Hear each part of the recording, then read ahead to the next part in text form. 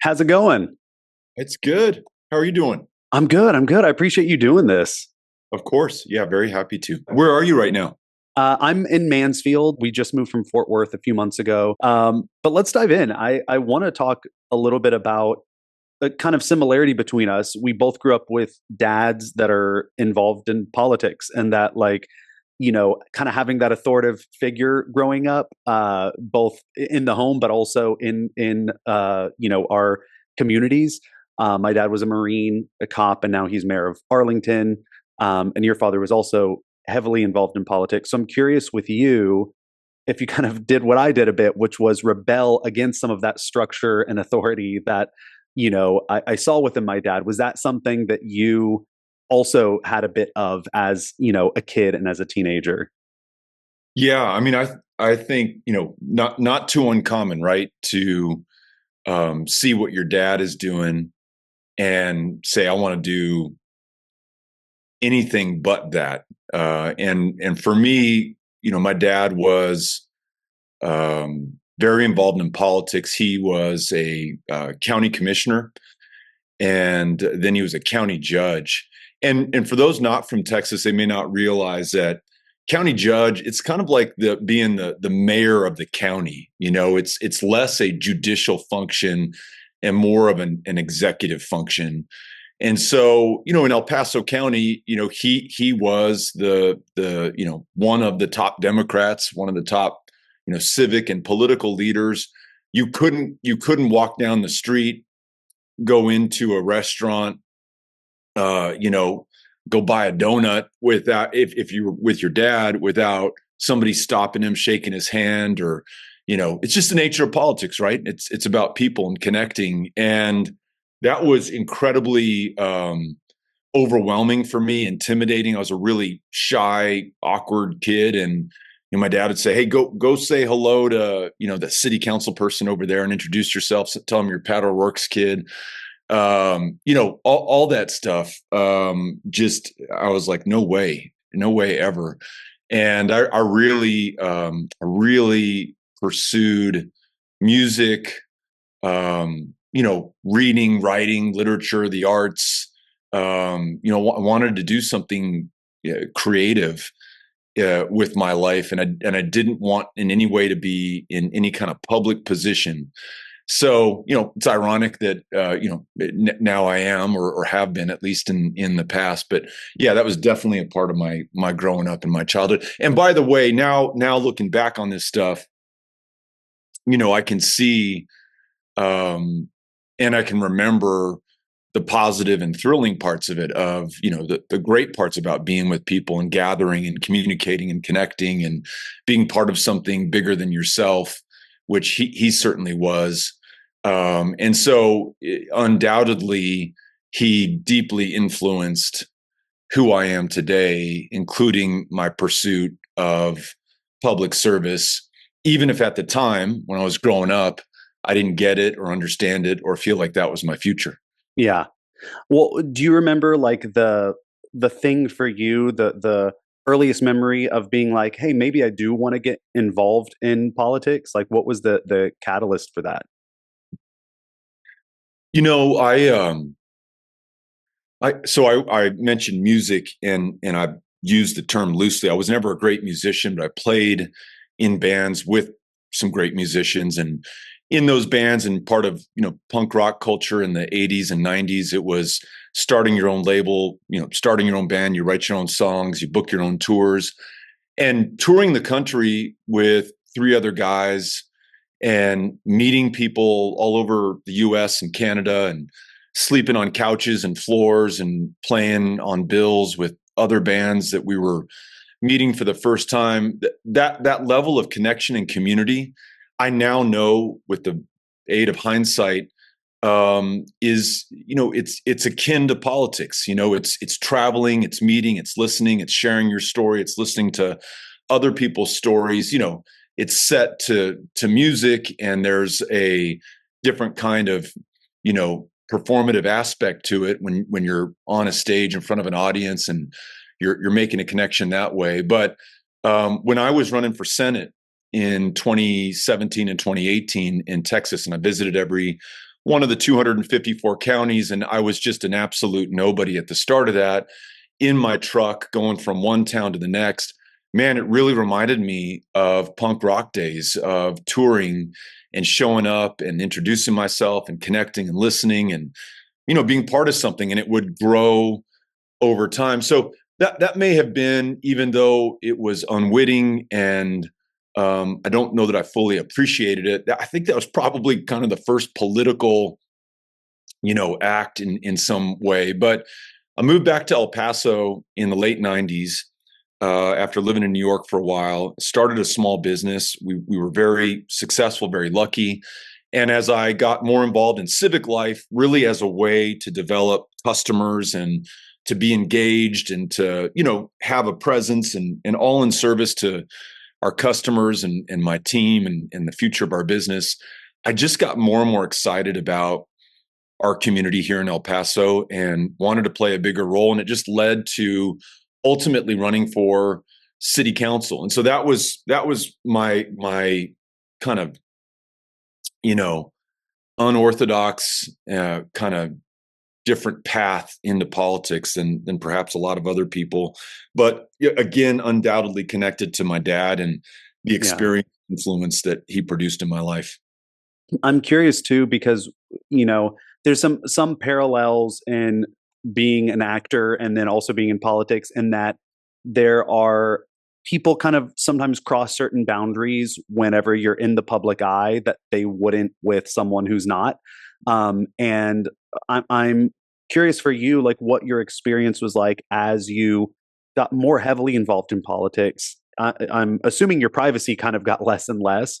And people, there's no stone left unturned to try to find dirt. Like my dad, as he was running for reelection, a year, whenever it was, a year ago, he was one of the things that came out. It was a really close race, in part because of this. So his opponent found footage of from years and years ago, like early 2000s. My dad was in New Orleans with some cousins and friends, and there happened to be a pride parade there. So my dad was walking by, and he's always been very supportive of the LGBTQ community, and but he's a big, like, he doesn't fit the mold. Like, he's this big, like, Marine, loud guy.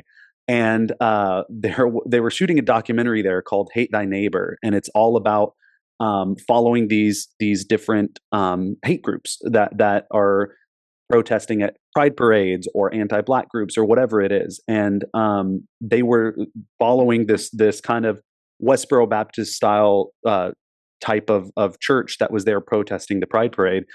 And my dad just happened to be there walking by while they're shooting the documentary. And he got a megaphone from someone and started yelling back at the anti-gay protesters. And he's never been the best about tact. It was very he was meeting them at their level, which it was satisfying to see. But this was before he was involved in politics, and that came out.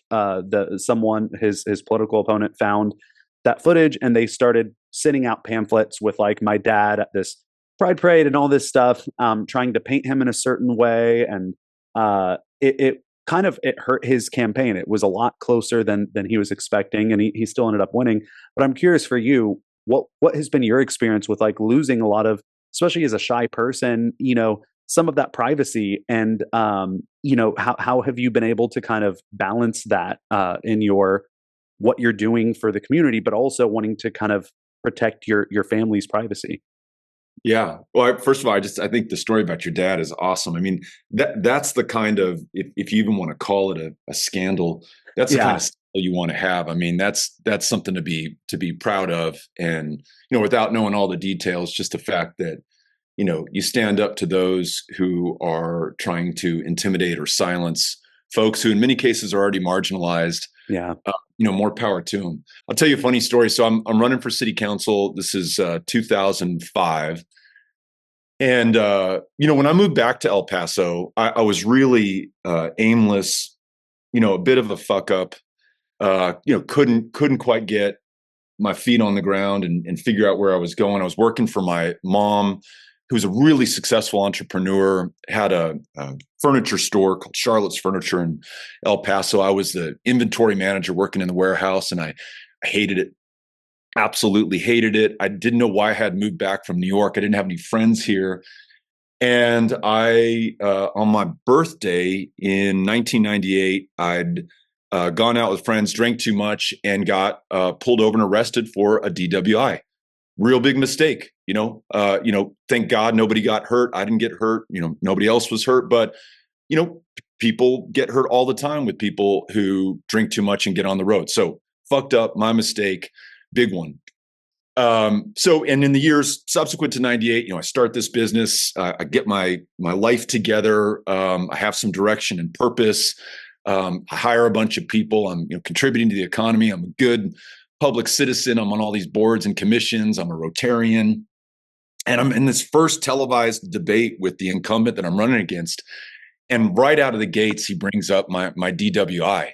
And I'm like, shit, how do I talk about this? And I'm like, yes, I messed up and I take responsibility for it. It's 100% on me. But let me tell you what I've done with my life since then. But my face is red. I'm just burning with shame and embarrassment. I'm thinking about my wife. I don't even think we're married yet. But I'm dating this woman who I'm engaged to. I'm worried about embarrassing her family, my mom, my family. And it just, the only thing I can think to do when I leave the studio is I just got to go out there and knock on doors. And, I can't control what happened in the past. I can just control what I do going forward. And the first door I knock on, this woman answers, and I say, hey, I'm Beto O'Rourke, and I'm running for, and she interrupts me. She says, oh, I know who you are. I just saw you on TV in that debate. And before she can continue, I interrupt her and I say, let me explain. Okay, it was my birthday. And yeah, I drank too much, but I've taken ownership of it. And then it's clear as I'm telling her this, she doesn't know what I'm talking about. She did not see that part of the debate or the forum. So I'm outing myself to her. And what I realized, I ended up winning that race. What I realized is, we do have to take responsibility for our mistakes. If you're going to be in public life, as and as your dad found out, those things will become public. And you must account for them. You must own them. But all of us have extraordinary capacity for forgiveness. All of us have fucked up at some time in our lives. Many of us have fucked up many times in our lives. Yeah. And the important thing is that you understand that, acknowledge it, you make amends, you do your best to make it right, you learn from it, you don't repeat that mistake, and you move forward. And I think that's what those voters saw from me. But no, you're absolutely right. I mean, you lose almost all of your personal privacy. And it's one thing for the candidate or the office holder, perhaps for their spouse as well, but raising kids, and our kids now are 18, 16, and 14, I really do think that was toughest on them.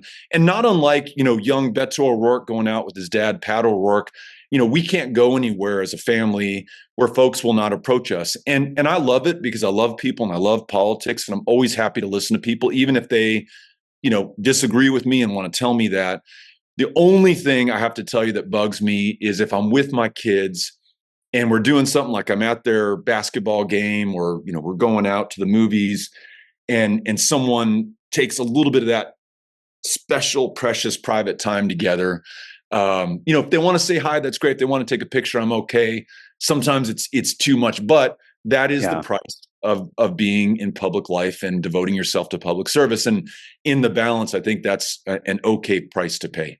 Yeah. It's and also in the spirit of transparency and vulnerability, I'll also share. I was arrested for a DWI as well when I was 18. So it's I'm right there with you. It was another stupid mistake. I was in college. I had, in high school, I was the kid. I was always tiny, so I was afraid to drink, and I would pretend that I was drunk.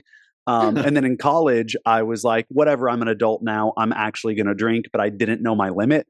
And I made a stupid mistake. Thankfully, like you, no one got hurt. I was just speeding because I was trying to get to Whataburger and happened to get pulled over.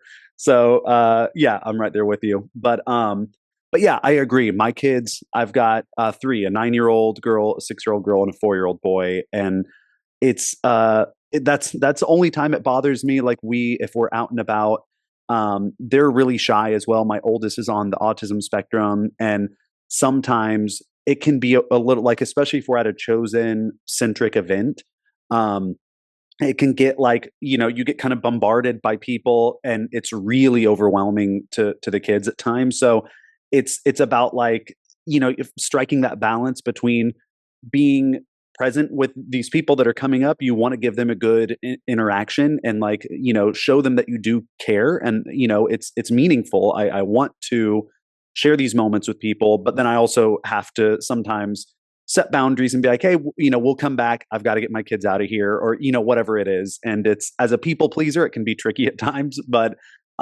it's yeah, again, it's a small price to pay, when it comes to trying to make a real difference in people's lives. Is any part of this cool for your kids? Like, if you're at like you mentioned, a chosen centric event, Yeah. You all know what you're going into, and that the focus is going to be on dad and what dad is a part of. Do you find that they're excited by that? That there's any part of it that's thrilling, or is it just overwhelming and they're like, man, I want my dad to myself and I don't want to share him with all these folks coming in? Yeah, it depends. It's my oldest really likes, the smaller, like more intimate interactions. Like if someone comes up one on one in the store and shares a story about, because my character in particular it resonates with a specific group of people, because as someone with disabilities, we've embraced that and made it part of the character. So it's I have a lot of people in the disabled community that come up and want to talk about that, which is a really beautiful thing. And my daughter is really, or my oldest is really passionate about, helping people. Like I recently came across an Instagram page, just it happened to pop up on my feed, and it's a young girl named Brielle, with stage 4 cancer, and she is 8 years old, and it's her journey on Instagram. Her parents are sharing her journey, and she like was posting video. They posted videos of her going from room to room in the hospital, bringing money and toys and gifts to all of the other cancer patients. And it's this beautiful sentiment. And I looked at who they're following just on the off chance that they're Chosen fans, and they're following the Chosen and some of the cast. So I reached out, and my daughter was like, I want to write her a card. Let's go get her toys at Target. So like she gets really excited about that kind of stuff, which I That's love. awesome. But yeah, when it's a group though, when it's like a large thing, she'd prefer to kind of just stay in the wings and not be in the thick of it. I get it. I Yeah. get my kids. I want to say too, with you, it's interesting. Like I grew up in Texas as well. It was one of those things though, like politics were never a huge thing in my house growing up. But I was just kind of the mindset that like, oh, the Republicans are the good guys and the Democrats are the bad guys. That was kind of just within my circle, and in my community. That was the sentiment that I was hearing most often. And it wasn't until later on that I started to kind of pay attention to what each, not just each side, but individual politicians were saying and what policies they were promoting. And the big thing for me was the 2016 election. And that I remember leading up to it, I only watched like the Republican debates, because that was the only side that I had, cared about. Because I was like, well, I'm for sure not voting for a Democrat. And that was kind of my mindset. And then the only time I had voted before that was for Mitt Romney, and I had never voted. I actually didn't vote in the 2016 election, which is something I've regretted since. But it was something I remember watching my family and my community celebrate, as not all of my family, but many of them, when Trump won. And we were at Boomer Jack's Bar and Grill, and they announced it, and the whole restaurant like applauded and erupted. And I remember sitting there and just being like, what is happening right now?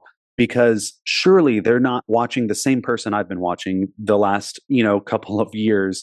And I felt like I was kind of going crazy.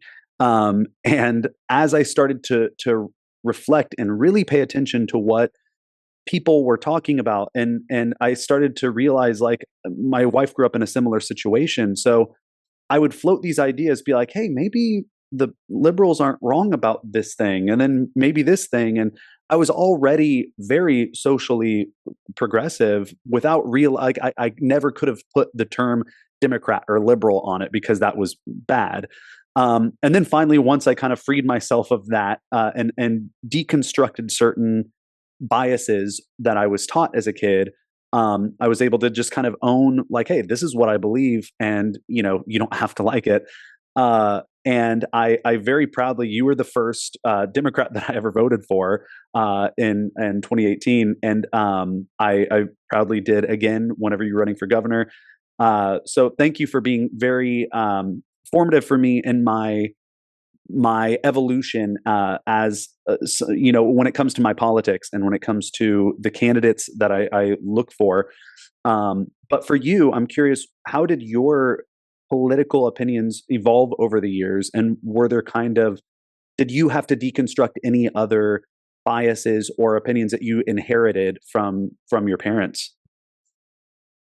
So interesting to hear about your development, and what you shared, I think, cannot be uncommon, that the environment we grow up in, the people around us, especially our parents and our family, really shape our political identity. And sometimes as you point out, and I think it's true for all of us, almost in an unthinking, reflective way. Like, that's who I am. That's who my parents are. Yeah. I'm a Catholic because my mom's a Catholic. I'm a Democrat because my dad's a Democrat. And also, thanks for sharing that about voting for me in the 2018 race. It was such a powerful time in American politics generally, in large part thanks to Donald Trump and what he was able to shake loose in 2016. It really forced people to think about what they believed in, what they cared about, what they were willing to do in political life. In some cases, voting for the first time, or for the first time in a long time for a lot of people. Yeah. It's interesting. I grew up, my dad, I mentioned, was a county commissioner, county judge in the heyday, or the waning heyday of the Democratic Party in Texas. This is still when you had Mark White, the Democratic governor, and you would soon have Ann Richards, the last Democratic governor elected in 1990. Democratic majorities in the state house and the state Senate. And my dad, I think for some people maybe was going to be this rising star out of El Paso. And when the governor would come to town, he'd come to our house. When Jesse Jackson, man, I got to tell you, I saw Jesse Jackson speak when I was 12 years old, and holy shit, it was religious for me. It was at the University of Texas at El Paso. My dad introduced him. The place was just packed. It was this outdoor plaza, and people are on the balconies, on the roofs, on the ground, listening to him.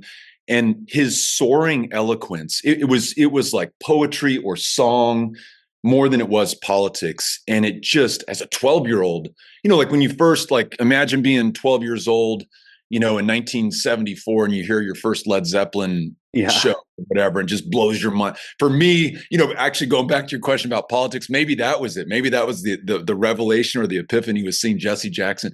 Jesse Jackson would come to the house, and so there was kind of the thrill and the excitement and the celebrity nature, frankly, of some of this stuff that was just kind of exciting and interesting as a kid.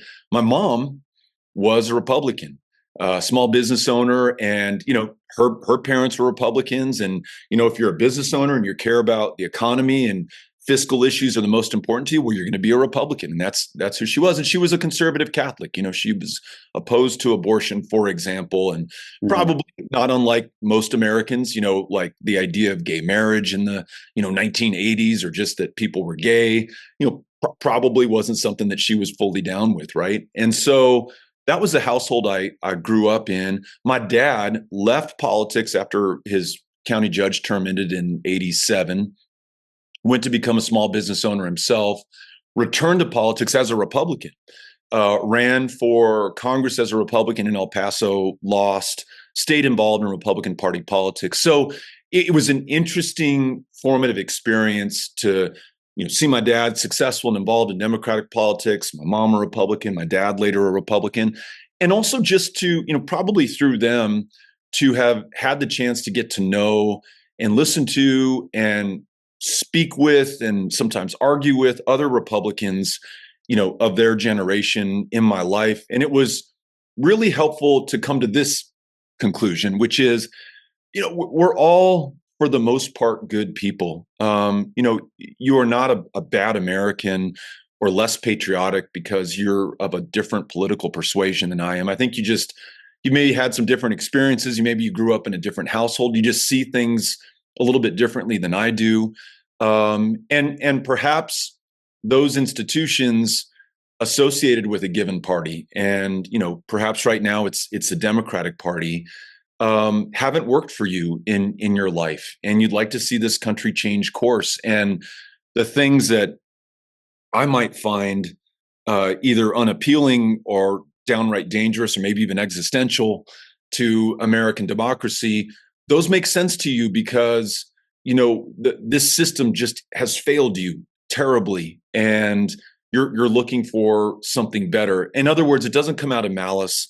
It doesn't come out of hatred. And yes, there are some malicious and hateful people out there. Obviously, it's just human nature, but that doesn't describe most of us. And it doesn't, I don't like Donald Trump. I didn't vote for him, but I don't think that describes the Trump voter. I think they were looking for something better for this country. And listen, in the interests of, this country and even, our family, I hope Donald Trump is successful in making this country better and more economically prosperous and fairer and more powerful in the best uses of that word power. I don't necessarily see that happening, but I want that to happen for yeah.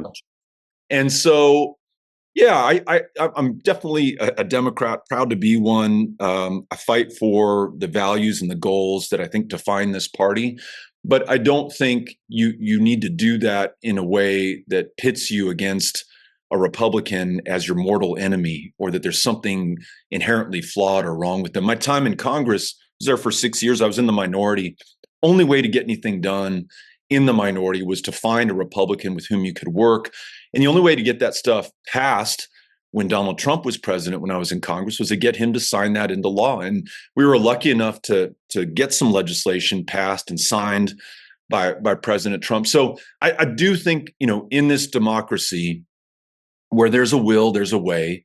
And that very often necessitates working with people with whom you disagree on a lot of issues, but you can find enough common ground to move forward. And I just hope we don't lose that. And I hope folks on my side of the aisle don't lose that. And as disappointed as they might be in this last election, that they can find that common ground to keep us moving forward. And who knows, but maybe growing up in the O'Rourke household with this kind of politically mixed set of parents, gave me some of that perspective.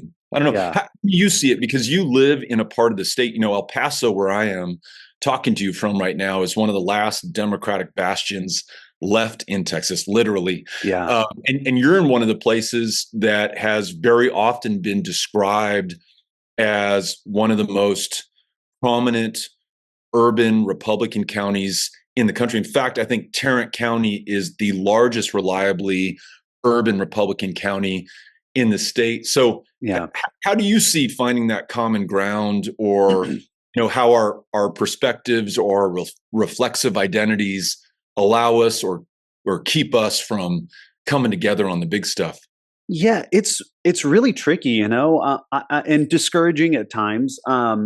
It's something that I have been very excited. Like since 2016, I made a promise, and once I was able to kind of get rid of the stigma of like being a Democrat and not have the negative associations with that word anymore, I've been super active and have voted in every election and very proud to. But there are times where it does feel, almost, I know it's not, but almost pointless, because it's like it's the same outcome every time.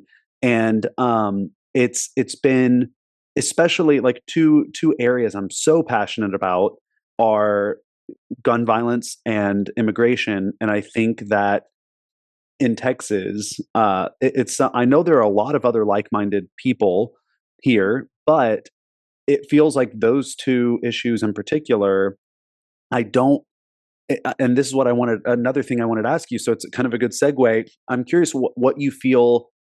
How can we make any progress in those areas? Because like I remember before Trump, before all of that, one of the big early signs of me being like, wait, I don't agree with, the Republicans on this was Sandy Hook. And I remember after that, I was just I wasn't a father yet, but like I was destroyed. I was gutted.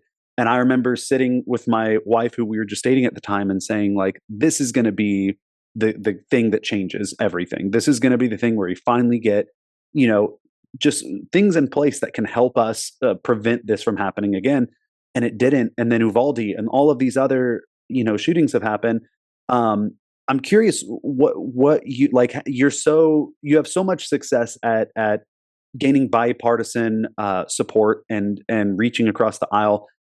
Do you foresee a path in which we might be able to make some progress when it comes to the accessibility of guns in Texas and how easy it is for anyone to get them?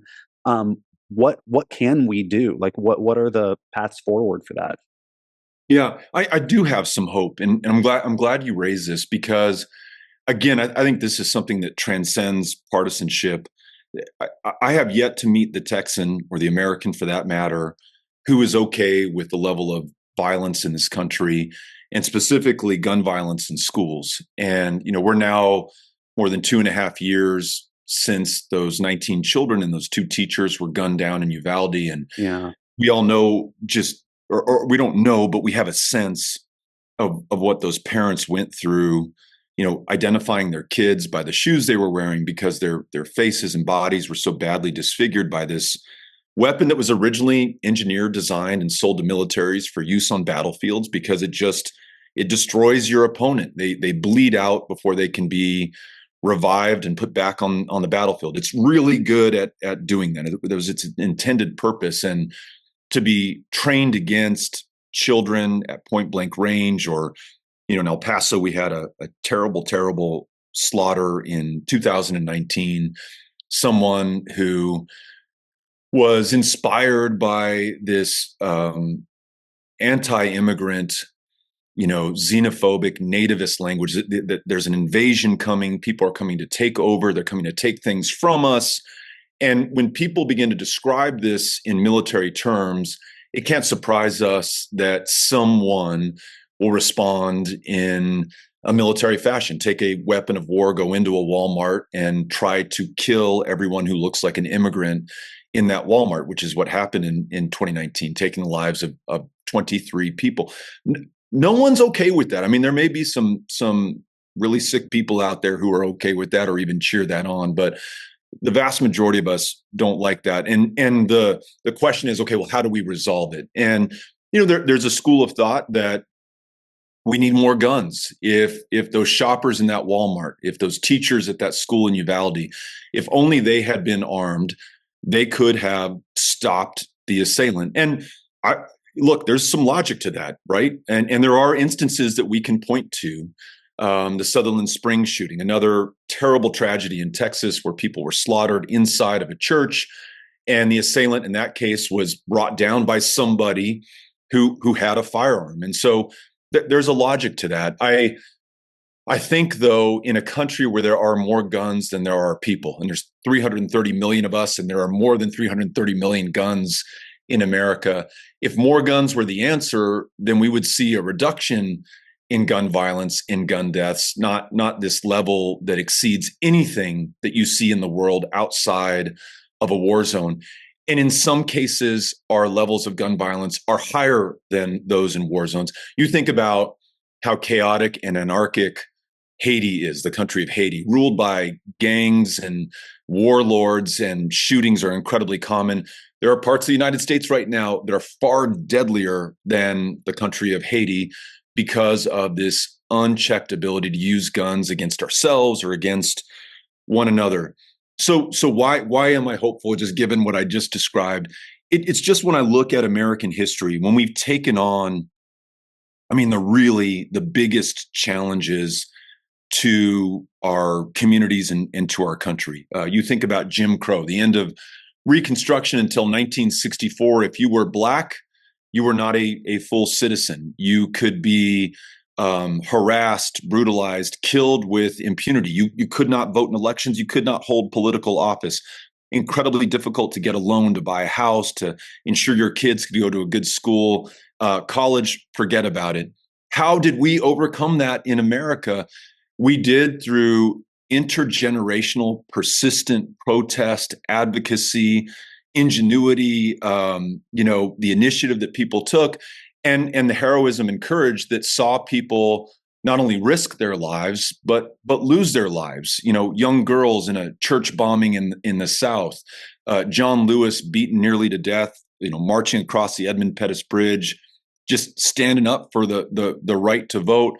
But ultimately, it was so moving, so compelling, so galvanizing, so catalytic that this white majority country, a white majority country that had become accustomed to the powers and privileges through Jim Crow, willingly legislated a sharing of political power and civil rights and constitutional protections with a minority that perhaps you wouldn't see this anywhere else on the planet. And I really do think that's one of the master achievements of this country. In 1964, the Civil Rights Act and the Voting Rights Act in 65.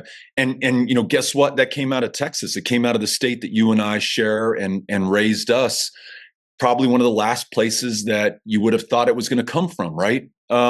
So when it comes to gun violence, Texas, in addition to El Paso and Sutherland Springs and Uvalde and the Santa Fe High School shooting and the Midland Odessa shootings and all these other things that seem to define us on this issue, we're also a state that has this incredibly long, proud history of responsible gun ownership. I mean, just think about the millions of men and women who've served this country in uniform, like your dad, who know what they're doing, what they're talking about, come home to this country, responsibly own and use those firearms and teach their kids how to use them responsibly. I would love to see Texas lead the way on this issue and bring Republicans and Democrats together at the table and say, listen, all right, maybe we're not on the same page about banning the sale of assault weapons, something that I would like to see. However, could we just agree that we'll raise the age from 18 to 21 if you want to buy an AR-15? The shooter in Uvalde, he waited, for his 18th birthday, and then on his 18th birthday, walks into the gun store, buys two of them, buys hundreds of rounds of ammunition, and already his friends, before he's ever owned a firearm, call this guy the school shooter. So if we raise the age to 21, do we get 3 more years of potentially intervening in this young man's life? And then since his friends are calling him the school shooter and they know that he has this predilection or disposition to harm others, could we pass a red flag law so that if someone's talking about shooting up a school, we can temporarily remove those firearms from their possession until we can make sure that they're okay and prevent any danger, especially to these defenseless kids at Robb Elementary. And then the last idea that I've heard from Republicans and Democrats, most people can get on board, is a universal background check. I mentioned Midland, Odessa in 2019. There was a guy who walked into a gun shop, tried to buy an AR-15 or an AK-47. And because that gun shop has to go through the federal firearms background check, this guy was denied a gun. The system worked, right? But because Texas doesn't have a universal background check, he was able to go purchase that same weapon that he'd been denied from a federally licensed firearms dealer from a private seller out of the back of the guy's car, and then turns around and uses that to kill 8 or 9 innocent people in Midland, Odessa. A universal background check could have potentially prevented that. And to be clear, those 3 things that I just talked about, raising the age, red flag law, universal background check, it wouldn't save every life. It wouldn't prevent every instance of gun violence. And I will absolutely concede to Second Amendment purists that it does involve some limitation on your right to own a firearm. But the way I read and see the Constitution and American history and our successful system of self-government, every right that we have has some limitation to it. And famously, you cannot yell fire in a crowded movie theater if there is no fire, even though you have the First Amendment protection to free speech, because doing so infringes upon my ability to be safe, to not be trampled upon. In that same instance, in the Second Amendment, we don't own howitzers or grenade launchers or drive tanks down the street. We can't have fully automatic machine guns. There are some agreed upon limitations. Let's just figure out how we can agree upon them going forward to protect the Second Amendment and save lives. And again, I would wager that the overwhelming majority of us in Texas could probably find that common ground. The question is, can the politicians in power show the courage to bring us together around something that could very well cost them their political career? And that's a lot to ask of somebody, but if we want to get better, we need that from them. Thank you for sharing all of that, because it really is encouraging to hear, and it's something that I really appreciate your perspective on even empathizing or understanding the perspective of the people who are very strong about the Second Amendment and being able to own guns, because that's a reality. There are so many Texans that I think a lot of it is this misconception that they want to take our guns away and stuff like that. So I think just having these conversations is so important.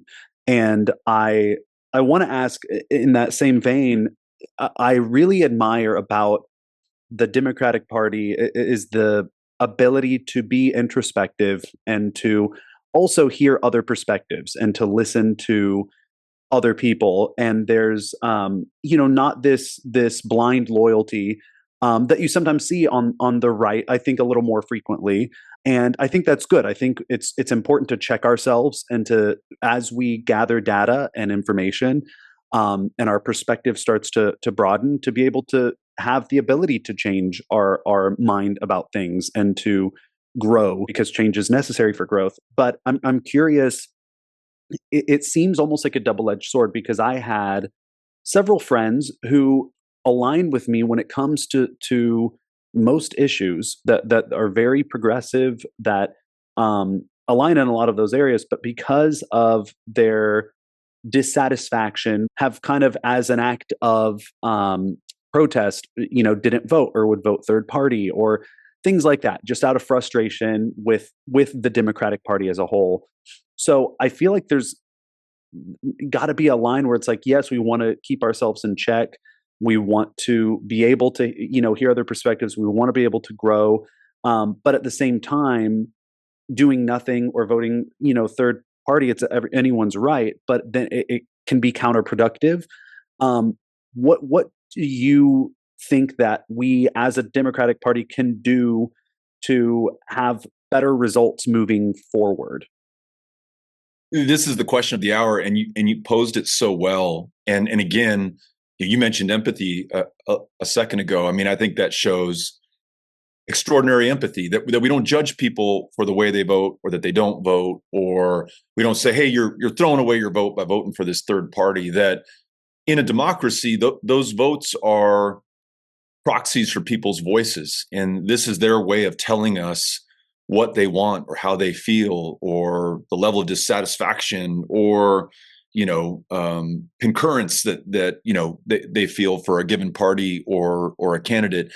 And to state the obvious, but it's worth reminding ourselves, you really don't have this problem in Saudi Arabia or Russia or North Korea or Iran. If there's an issue with gun violence, one of those countries, the king, the dictator, the president for life can just declare, we're going to do this. And on the one hand, it's wonderful. It's so easy. It's streamlined. It's efficient. It's effective. On the other hand, this beautiful, big, messy democracy of ours ensures that nothing's ramrodded. No one's rights are trod over. that we all have a chance to be a part of this and to speak up, and maybe folks will listen to us. And so, I think what you're describing right now, what the Democratic Party is going through, I know there's a lot of anxiety around this and a lot of consternation and hair pulling and teeth grinding, and maybe that's just part of politics.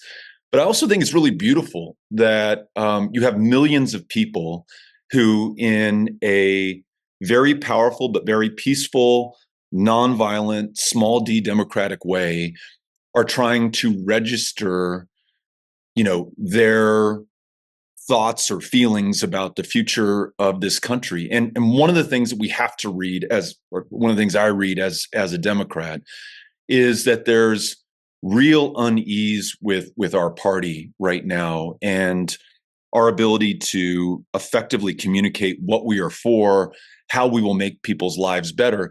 And not only was that reflected in Donald Trump winning both the Electoral College vote and the popular vote for the first time, and not only in Texas, for those who are following, the somewhat surprising results in South Texas, counties that are 98, 99% Mexican American, that have been voting for Democrats since, 1875, straight, unbroken. And Donald Trump, now the first Republican president to win these counties. Not only is it all of that, but it's the millions of Democrats who voted in 2020 who did not vote in 2024, to the very excellent point that you made, or who voted for a third party. We can be tempted to judge them, condemn them, or write them off, or we can listen to them and try to find out, what was missing from what Democrats were offering. And I don't know the full answer. I mean, I spent a lot of time, as you know, traveling the state, registering people, listening to people. When I'm a candidate, I do no holds bar, all comers welcome town halls. You can be a Republican, you can hate my ass, you can love me, you can just want to kick the tires. I want you to come. I want to listen to you. I want to hear you. We've got to do a whole bunch more of that. And on the issue that you raised of gun violence, you touched on immigration earlier. What are we missing that is failing to connect with people? What are we not offering that they're looking for from people who want to serve in these positions of public trust? And how can we show the basic humility of just acknowledging that we, those in elected life or in public service, do not know better than the people that we purport to serve and represent? And if we really believe in this democracy, and there's no party that's been shouting from the rooftops louder about democracy and the threats to democracy than Democrats, if we really believe in this, then it is incumbent upon us to listen to people before we speak, before we say, hey, I think the problem is this, or where we need to go is here. Let's listen to folks and bring these people together. And I think in this incredibly polarized, isolated age where we have all these incredibly potent diseases of despair, whether it's the addiction crises, the social isolation, the levels of suicide, people attempting to take their own lives in this country. It's such a serious problem.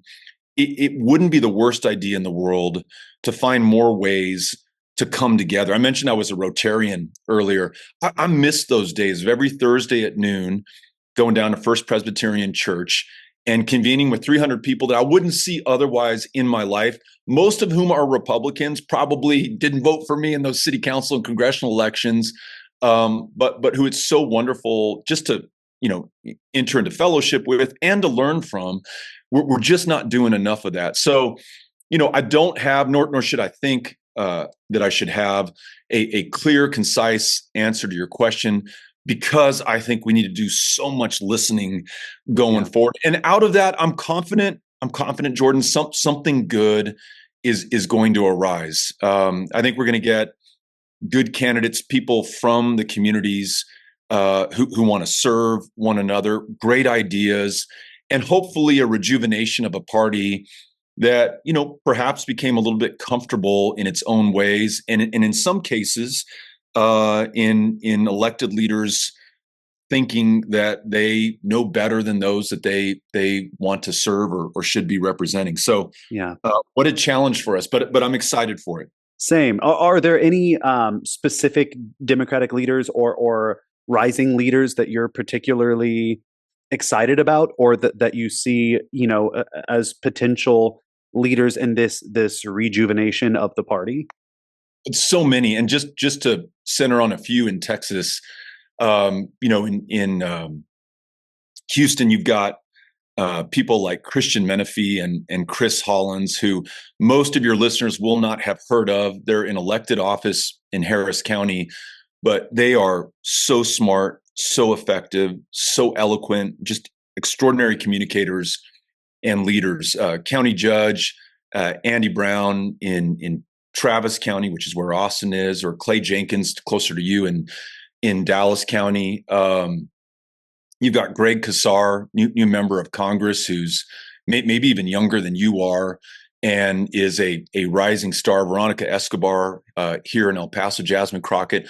But there's one that I will conclude with, and I know I've probably exceeded your allotment of politicians on this podcast, but if you ever have another opening, inviting James Tallarico, who is a young, up and coming state representative who is in divinity school right now, who is, an aspiring pastor, a strong Democrat, and is talking about the intersection of religion and specifically Christianity, political life, governance, and government in really thoughtful, almost profound ways. Wow. And I think his willingness to go so deep into something that, frankly, most Democrats either just write off or take for granted or fear to tread. It's really caught a lot of people's attention. And I know the two of you would have, even if you don't do it on the podcast, at some point you got to meet this guy. Yeah. I think we have a wonderful conversation. So there's no shortage of talent in Texas and certainly across the country. And that's something that also leaves me optimistic and gives me hope for the future. You'll find some of these speeches, including some sermons he's given, that have just, like a rocket, have just shot up on the internet and have millions of views. Because I think, Democrats, to the deep disservice of this country, have really seeded the field when it comes to religion and God and faith to Republicans. They say, "Oh, well, Republicans dominate that. We're not going to even play there." But you're leaving so many people behind when you do that. And we should be more comfortable talking about our faith. It's not easy. And I know, like, it's one of the few topics you're not supposed to engage in polite company, the other being, politics. But it's such a fundamental part of our lives. And kudos to James Tallarico and other Democrats who are not only willing to, but they seem genuinely excited about talking about faith and how that works in public life and in a democracy. So I know that if you do get the chance to talk, you guys will have a really good conversation. I love that. I'll reach out. And then lastly, I don't want to take up too much more of your time, but since the name of the podcast is What's Your Limp, I'm curious, for you, what is your limp? The thing that you maybe have been insecure about, the thing you've struggled with, that you, over the years, through your experiences, have been able to find strength in that perceived weakness. I thought about this knowing I was going to talk to you today. And I don't know if this is going to fit the category, but just, you mentioned the word, but I just, from a very early age, I mentioned being shy and awkward, and I was just a weirdo and a misfit in high school, which turned out to be a blessing in disguise. It led me to punk rock, where all the other weirdos and misfits were, and, ultimately into politics. And it forced a level of, loneliness and introspection that connected me to great writers and musicians and just the stuff that you pursue when you're by yourself a lot. But man, I've had such a hard time shaking that in my life and gaining the confidence that I want to have. That sometimes in politics you project, you kind of fake it until you make it, or you tell yourself those first doors you're knocking on when you're running for city council and you're just sweating and you're nervous and your voice is shaking and your body's shaking for that matter. And you just have to screw up the courage to talk to that person or to get on that debate stage but I've always thought, well, I'll get to this point in my life where I'll be confident and secure. And, I won't have any of those problems. Here I am, 52 years old. And I still, after this interview, I guarantee you I will go back and be like, why did I say this way? Or why didn't I answer the question this way? Or, I should have done this or that. Maybe all of us, of course, do that to some degree. For me, it can at times just be almost paralyzing. Yeah.